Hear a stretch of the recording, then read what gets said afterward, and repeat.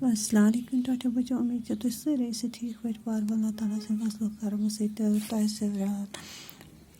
याद कि रात पर ऐसे 7 दुहन ही नाव यानी कि किसी किस्म 7 days अस पुर रात तथ में जवाब सोमवार बृहस्पति जुम्मा इतवार तो अत अस लिख तिमन ही इंग्लिश नेम्स संडे ये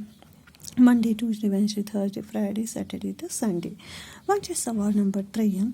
जवाब लिखियो अत में 5 पार्ट्स दिख तह याद क्वेश्चन सवाल गो बदन क्या पज साफ थावन अस पोर सबकस मज बदन पज साफ थावन क्या मूजूब ओट तो दोर रोजन बाबत तो तेल क्या लिखो जवाब ये क्या लिखो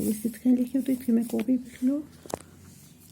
इथे कन लिखियो तो सवाल नंबर 3 जवाब लिखियो बदन क्या पज साफ थावन और तो दोर रोजन बाबत पज बदन साफ थावन तो वह याद और तो दोर रोजन बाबत पज बदन साफ थावन वह इथे कन दम क्वेश्चन पे दित खरद बीन क्या बोजन खरद बीन वो मे तुम हसा गो माइक्रोस्कोप ठीक है साइंसी आल अम क्या वुचान अगर तुम याद आ खरद बीन जरासीम ठीक है खरद बीन जरासीम बोजन जरासीम क्या गो 3 सवाल जरासीम क्या गो जरासीम निकन निकन केमन वनान ठीक है ये लिखियो तो याद आंसर जरासीम निकन निकन केमन वनान पे इथे कन चूरिम क्वेश्चन जरासीम कत मन जरासीम कत मन जरासीम मल्लस मन तो इतनस लिखो मल्लस मन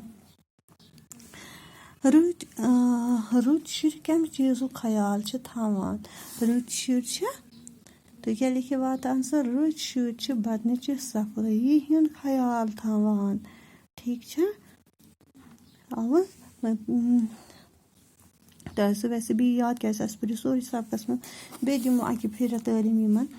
बदन क्या पज साफ थावन और तो दो रोजन बाबत पज बदन साफ थावन खरद बीन क्या बोजन खरद बीन जरासीम बोजन जरासीम क्या गो जरासीम निकन निकन केमन वनान जरासीम कत मन जरासीम मलस मज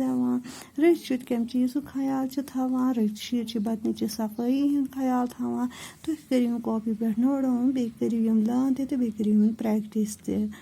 ओके बेटा अल्लाह हाफिज।